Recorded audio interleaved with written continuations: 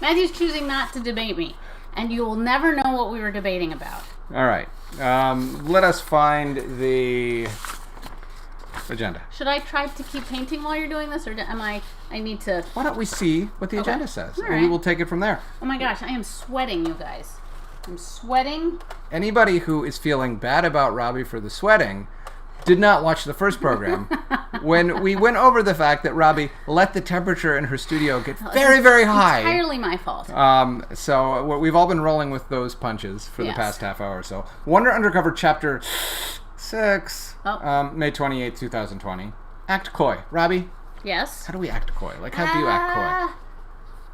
I think I was acting a little coy at the beginning when I said you guys couldn't listen to whatever we were debating about.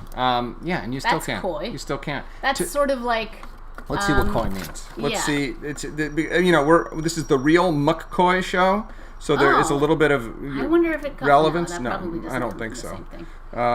Coy. What does it actually mean? It's funny. There's certain words that you just sort of know what they mean but when you have to describe them. To artfully or affectedly shy or reserved, slyly hesitant, coquettish. Oh. So it's to pretend to be a little bit more shy than you actually are. You're being sort of strategically tight-lipped about something. You're pretending not to know something. Showing reluctance, especially when insincere or affected, to reveal one's plans or intentions. So if somebody offers you a cookie and you're like, no, I don't want a cookie. Is that coy? I think so. Showing reluctance, especially when insincere or affected. I see. Yeah. Yep, that's absolutely. Yeah. Okay. Okay. Archaic, disdainful or aloof is coy. Obsolete, quiet, reserved. Archaic means that's the old version, and it's not what we artfully or understand affectedly shy. So it's being shy strategically. All right. Fakely shy. All right. So what does that say? Replenish thy cells with H2O. As you know, the chemical symbol for water is H2O. That is 2 hydrogens and 1 oxygen to create 1 delicious sip of water. We shall quaff. We shall what? What? I just want to point out how crazy it is that 2 hydrogens, which is a gas, and 1 oxygen, which is a gas, turns into a liquid when you smush them together. The world is strange. Learn about chemistry and rule everything. I think if you understand chemistry, you can be in charge of... You're certainly way ahead of us. That's all I know about chemistry is H2O means water. You guys, anyone who missed the last show, look what Jennifer, our field correspondent, made for us. It is a Robbie and Matthew magnetic scrapboard using Scrabble tiles and all sorts of little magnetic blocks that correspond with the themes of the week. That are custom blocks written for our particular themes. We are aghast. Thank you. Not aghast. Aghast is bad. I'm aghast that Jennifer had the shocking kindness to do such a thing for us. I shall never forgive her for being so solicitous. All right, here we go. Theme song medley. Oh, okay. But I wrote that before I realized how much we had to do. Let us pick one. One theme song at random. Surprise me, thrill me, Robbie Bear. Robbie is cooler. Robbie is cuter. And Robbie's just better. Oh my God, please never do that again. Please never do that again. Why? That was horrible, and I hated it. Well, it's because you're so hot. Hot to the touch. Oh, please don't ever do that. I am hot. Oh my gosh, please stop. You did say please. We have a rule that if you say please... But no, I didn't think you meant it. If you say stop ever. Because what I was doing was so awesome, it seemed impossible that you actually wouldn't want me to do it. All right, fair enough. All right, listen to what she says. Thank you. Not how awesome it is. All right, what does that say? Discuss the inventions we most wish existed. All right, what do you most... You know what I most wish existed right now? A rapid-fire air conditioner that could make this studio cool like a Jickety Jansen. You know what? I bet that there is one that is beyond our price range. Right, probably so. Mm-hmm. And probably environmentally cruel. Yes. That is my guess. Yes. What do I wish existed? I wish existed...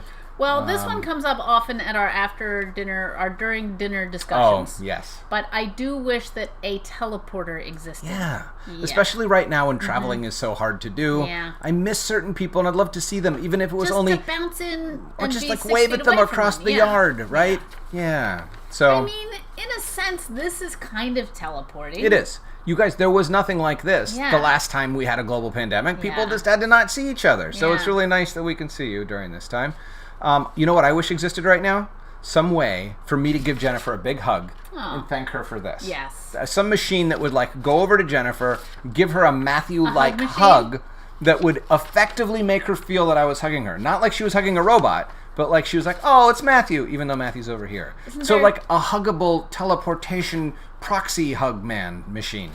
What do you think? May I have my phone? Are you going to see if that exists? No, I think there's a book by Scott Campbell. Called Yeah. Hug Machine, Scott Campbell has a book called Hug Machine. Is it called Hug Machine? Yeah, but I think that is a being that is the hug machine. I don't think it's about a robot.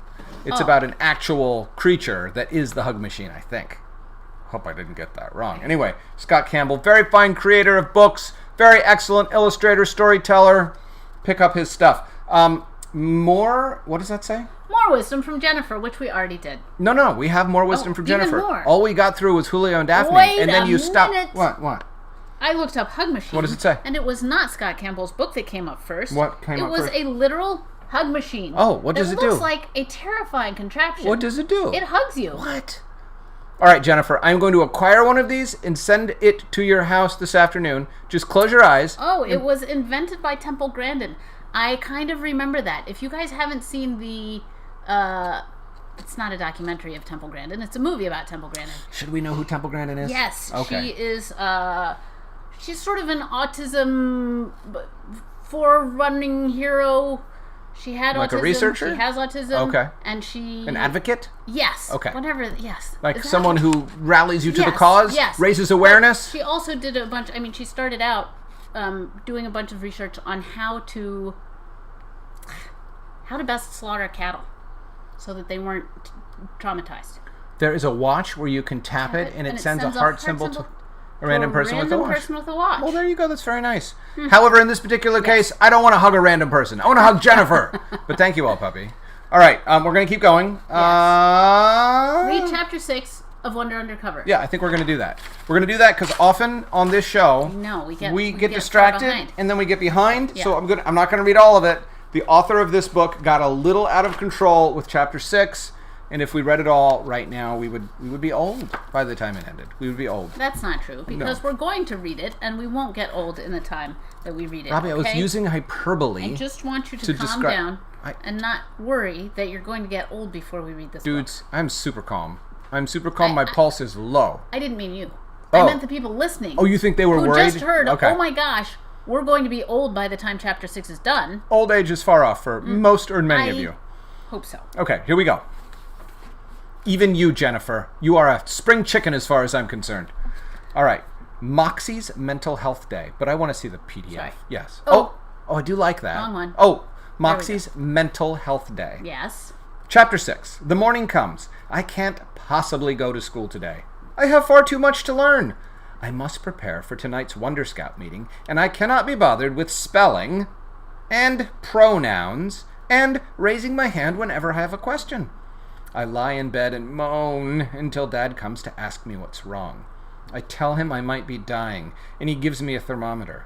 When he goes down the hall to brush his teeth, I warm it up against the light bulb of my reading lamp. Dad comes back. It looks like you have a temperature of 157. That sounds worrisome. It's terrible, he says. We should get you to the hospital immediately, unless there's some chance that this thermometer is malfunctioning. That's probably it, I say, eager to change the subject. You're not dying? Probably not, but I stayed up all night reading Annabelle, and I'm extremely fatigued. I figure fatigued sounds much more serious than just plain tired. I pretend to suddenly fall asleep and make a few extremely convincing snores. I open my eyes to see if the coast is clear, but Dad is still standing there. Are you suddenly feeling better? He asks. I've been giving it some serious thought, I say, which is how Dad starts sentences when trying to convince Mom that she should definitely agree with whatever he's going to say next. The next Wonder Scout badge challenge is tonight, and there are so many things that I need to learn. There are so many other things I need to practice. If I were to attend tonight's meeting in this state of crippling ignorance, I might bring shame upon our family name. I stand up in my bed to emphasize the impending calamity. That sounds serious, says Dad. I remember to lie down again. I would probably recover from my sudden unexpected illness much more quickly if I were to spend all day in bed reading my Wonder Scout guidebook. Is that so? Oh, definitely. And furthermore, I am entirely certain that Mom would agree. Dad is considering. So, you would be spending the day reading? Yes. And learning? Absolutely. And not watching television? Of course not! I am shocked that Dad would consider such a thing. All right, then. How about we call it a mental health day? What's that? Every once in a long while, I think it's okay to take a day off from school just because you need to.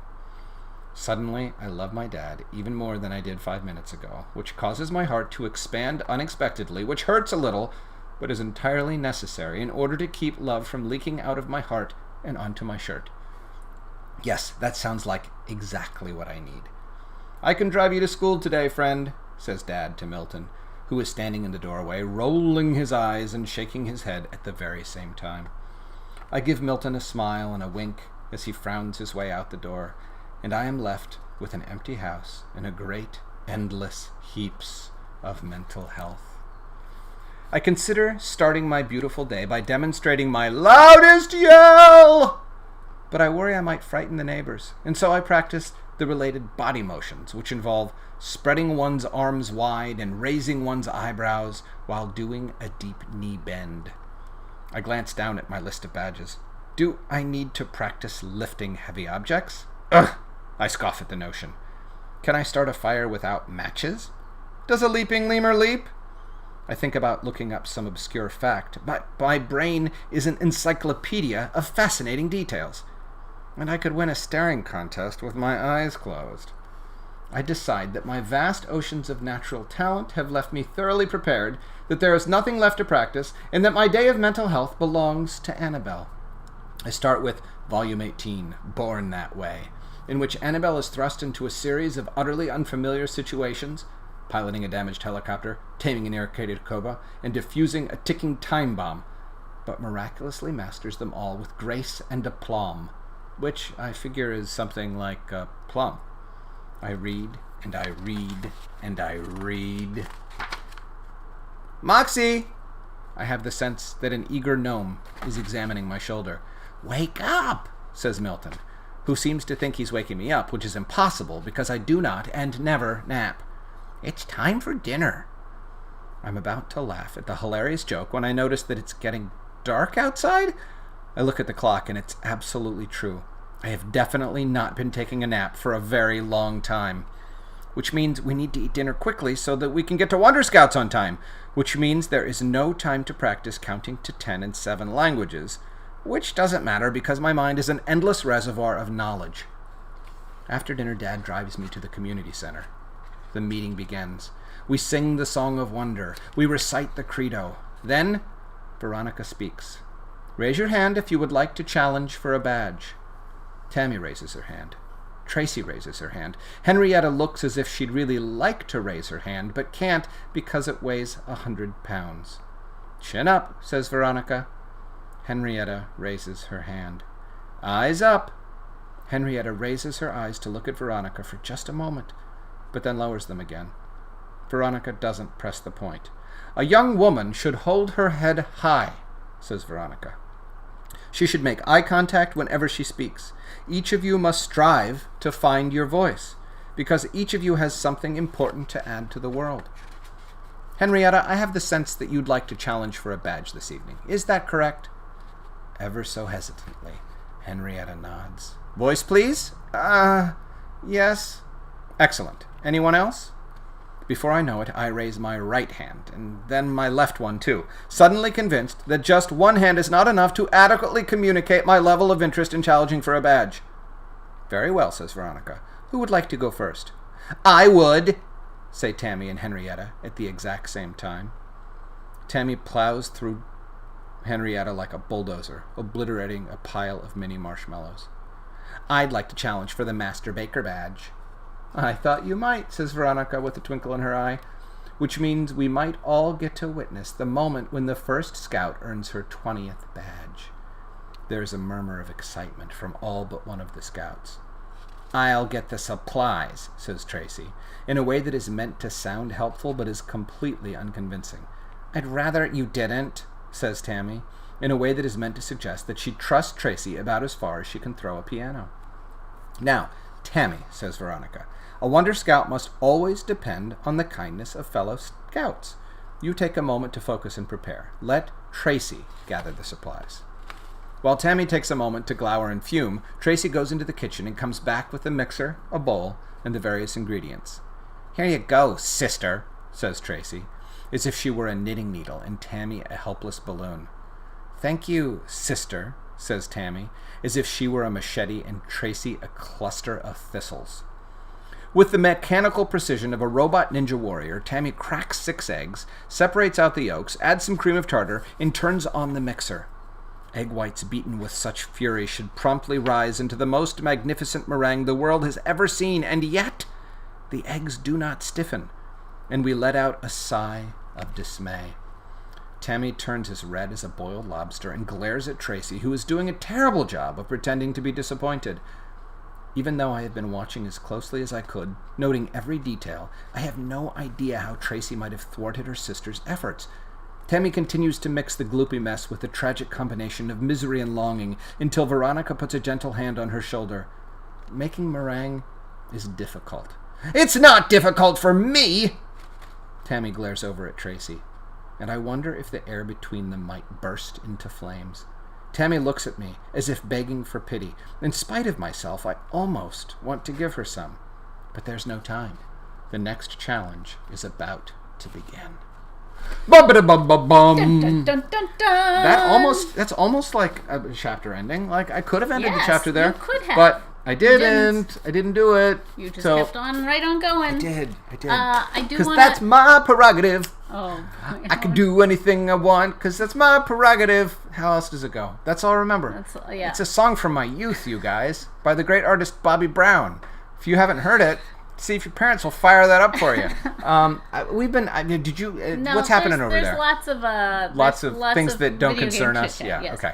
All right. So how are we doing? What's Well, the I did story? want to show you a couple things. Okay. Again. Okay. The wrong Yes. button. Yes. My monkey buttons. I'm still not quite used to the monkey buttons. Okay. Let's Yes. see. One thing I wanted to show you. Well, I do just love this. I Oh. love this drawing of Moxie saying that she wants to test for a badge. I just thought that was funny. She's the best. I love her. I miss her. Oops. What? So many monkey buttons. So many monkey buttons. Then... this page. I just think I really like this page. So she has to be piloting a damaged helicopter, Yes. taming an irritated cobra, and defusing a ticking time bomb all at Yes. once. Actually, I don't say it's all at once. You just made it all I at just once. made it all at once. So there she is. She's wrestling with a cobra. Yeah. Right? And then there we got the ticking time Oh bomb. no, there's only 7 seconds left. She's fixing it with her toes. Oh She's my driving the you can see the little joystick of my the gosh. helicopter. She's driving with her toes. Uh-huh. And then she's disassembling Oh my gosh. the wire on the time bomb with her foot. Oh my gosh. Right? I love that. Awesome. Annabelle Adams. She's something else. Do you like her? Yeah, I do. Yes, I do. I hope that Annabelle Adams can be a book or a movie or a TV show or something at some Something. point, you guys. She's so funny. So here we go. We did that. Evaluate remaining time and make hard choices. Oh. Guys, life is a series of hard choices. You only have so much time in any given day. Sometimes you have to prioritize. You have to say, how much time do we have left? And you have to use it as wisely as you can. So let's see. It's also a series of easy choices sometimes. We have 10 minutes left. Sometimes it's very clear what you should do. All right, what are we next. going to do? Are we going to eat more cookies? Oh, we didn't eat any. Well, but I'm still not prepared. You're still not ready? I'm so Who full of are cookies. you? I'm convinced increasingly. Can I tell you how many cookies I actually ate this morning? How many?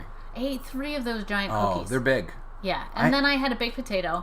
And then what else did I have? Then you had a bowl of some pasta. I brought you some pasta. I had some pasta. You had a Coca-Cola. I had a Coca-Cola. Yeah. I also, in the night, ate a bunch of, what are those things called? I don't know. What things? Well, not Wheat Thins. Cheez-Its? Triscuits? Triscuits. Do you know what I found downstairs in our pantry? No? 2 huge boxes of Cheez-Its. Did you know we had those? I did. You did. Okay. Those are a secret. Don't tell our children about the Cheez-Its. I think our children are watching this show. Sorry. Children, I'm lying. There's no Cheez-Its The theme anywhere. of the week is deceiving children, and so I'm just preparing some lessons for that. Eat some cookies? We're not going to. No. So we're making hard choices? That's not a hard choice. Robbie doesn't want to eat cookies. Tell some jokes. Oh, Wait, let us look at all the options first before we decide. Sorry.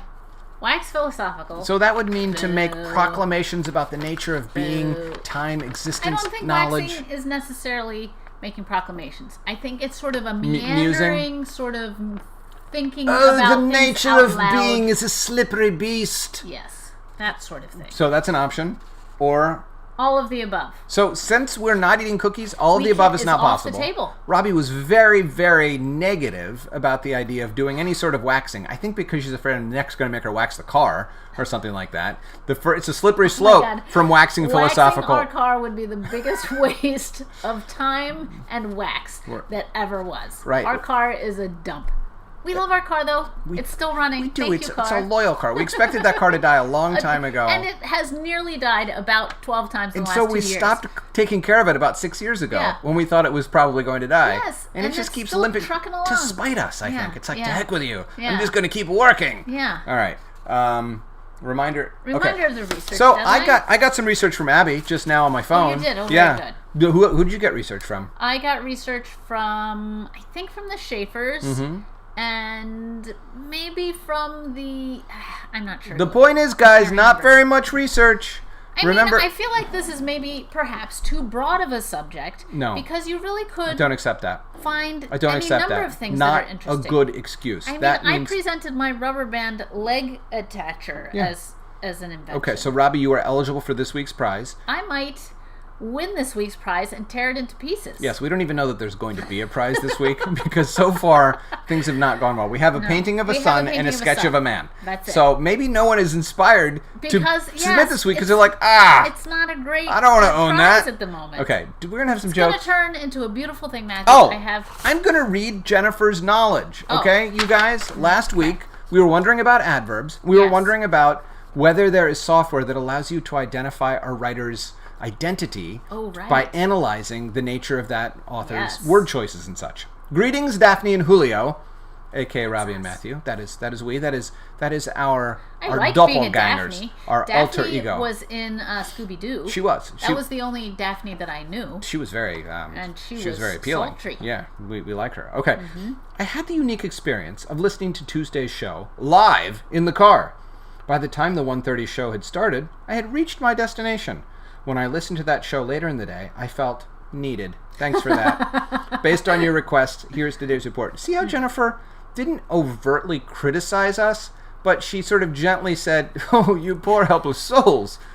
Please, you need my knowledge." And we did. We reached out to her quite deliberately in the show and said, Jennifer, we self-identified as helpless souls, and we said, Jennifer, please rein us in and bring order to this chaos. Adverbs. Yes. Robbie was correct. Hooray! That's all we need to know. You can stop right there. I'm going to keep going. Oh. I'm going to say why you were correct. I'm going to add evidence to support your correctness. All right. In the words, quote, slightly spicy, slightly is an adverb. It describes the degree of spiciness. Adverbs describe verbs, okay? So they're like an adjective specifically for verbs, okay? An adverb describes verbs. Spicy is an adjective because it describes the noun, the ribs, okay? So spicy ribs, spicy is an adjective. It is describing a noun. In slightly spicy, slightly is an adverb because it's describing the verb. What verb? It describes the degree of spiciness. Adverbs describe verbs. That's true. Spicy is not a verb in that case. That's an adjective. So does an adverb describe an adjective? I don't know. I'm a little is degree a verb? I still feel like that's an adjective. All right, I feel like we need further clarification here, Jennifer. We are still searching. I like the part where you said I was right. Right, but we are. But I'm starting to question whether I'm right. Matthew was also correct that sprightly is an adjective. Yes. I'm guessing, Matthew, that you never had to learn how to diagram a sentence. That's true. No, I didn't. You didn't? I never did. We had to learn that in our Maryland schools. We grew up in different places. I was not asked to learn that. It's ironic that I became a professional writer in spite of not having that knowledge. You know what, though? I do a lot of things intuitively. Yes. Yeah, I've just sort of encountered language with enough frequency that I know how to use it. Adverbs describe verbs, adjectives, and other adverbs. That's a catch-all. Oh. Huh. Okay. Let's see. Adverbs describe adjectives. Yeah. Oh, so verbs. That's so confusing. Because it's an adjective of an adjective, but we've just decided to call it an adverb instead of an adjective. Boy, I can't adjectives? say that I'm crushed with clarity at this point, but all right. I think the ly was causing confusion. Yes. It's true often Yes. an adverb will end with ly, but not all the time, Robbie. Ah. Like Sally, for example. Sally is not an adverb, all right? I'm just saying. All right? Very good. All right. Oh, were was the verb. They were slightly spicy. spicy. Ah. Woohoo! Were, okay, so were is... Wait. Were is the past tense of are, of is, of to be. Woo! That's so confusing. To be is a verb, which I don't like. Or not to be. All right? But they're both verbs. I want to get onto the other part of Jennifer's I'm observations. sweating from all of this grammar. No, you're sweating because this room is blastedly hot. All right, who wrote it is the next section of Jennifer's email. Yes, Matthew. You were referring to stylometry, the study of linguistic style. This is a good word. Stylometry. Several software programs have been written, each building on the discoveries of those that preceded them, to create a highly effective way to identify an author based on their word usage, sequencing of words, and other factors. This is far from a perfect science and ideally works best when the pool of potential authors is no more than 50. Jennifer cites her research, New York Times blog 2012. Thank you, Jennifer, for practicing what you preach. Jennifer said you guys need to cite your sources. She did so herself. I think that is admirable. All right. The fancy name for this study is Modern Forensics Authorship Analysis. Ooh. Modern Forensics is like detective work. Exactly. Yes. Right. Moxie would probably like this. So this is trying to figure out who wrote something. I'm surprised Moxie hasn't used this to get to the bottom of the squiggler. We could have used this information in book 2 books ago, please. Maybe Milton could build one. Yeah. The primary purpose for this specific type of writing analysis is for legal purposes, to identify an author when knowing the author could potentially solve a crime. Again, book 2, Washington University Law Review, 2019, citing her sources again. That sounds like a legitimate source, too, a law review. Admittedly, my citations are incomplete, but I did look for reliable sources to confirm stuff I knew and to reinforce stuff I didn't. Jennifer, thank you. Oh, she signs off, regards. Regards. Do you know what regards means? I respect you. I regard you. I respect you. I think highly of you. I think she probably meant specifically Matthew and not Robbie as much. I'd like to contest that as well. Regards? All right, let's see what regards I think regards just means I'm sending you my well wishes. It doesn't mean anything about respect. I think it does. To look upon or think about a particular feeling, to regard a person with favor, to have her show respect or concern for. Booyah! Boom!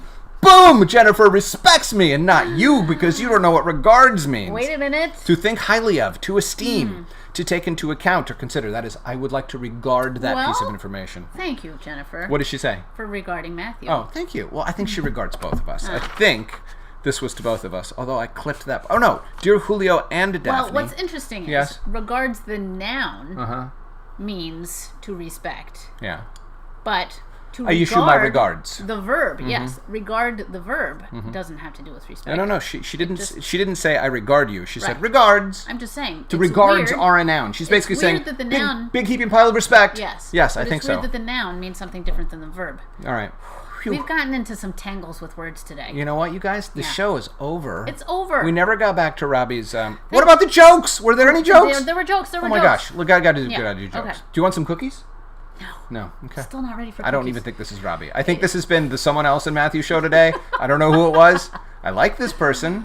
Knock knock. Who is there? Cow says. Cow says. Hey hoo. No. Cow says who? No, silly. A cow says moo. Ah! We got you. Although you tried to wiggle your way out of it. I did. What musical instrument is found in the bathroom? A toilet brush? No. Oh. A toothbrush? No. A mouthwash? No. A bar of soap? No. I don't know. What? A tuba toothpaste. A tuba toothpaste. I like that. Toothpaste. I like that. Good. Why was the belt arrested? I was about it. It was too tight. No. It was too loose. No. Because it didn't have the right number of holes. No. Because it forgot to buckle up. No. Forgot to buckle up because it was a seatbelt. Yeah, that's good. What but is it? not What is it?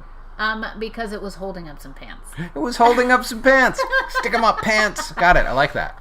We got a list of wishes From? of inventions from different people because we asked and then we ignored the answers. Yeah, I'm sorry. We didn't mean to ignore you guys. Simon came up with an awesome invention, scented AC. Oh. I agree. That's a good idea. Nice. The Jetsons hair fixer machine. Yes, they used to go like that, and then it would come out, and your hair was a whole different style. I want that. I wish an animal translator existed. Yes, Oh, that yeah. would be interesting. Yeah. Although maybe it wouldn't. I bet animals spend most of their day talking about how stupid we are, Probably. Or thinking nothing at all. or being like food. Food, Where's my sleep, food? sleep, What sleep, food? ball, Food. ball, Attack. rest, new. Yeah, Don't kick me. that's what our dog thought all the Yeah, time. yeah. Unicorns. Unicorn. What Yes. about them? Just They would be unicorns, great period? to have. Yes. Can you invent a unicorn? I think a unicorn already exists.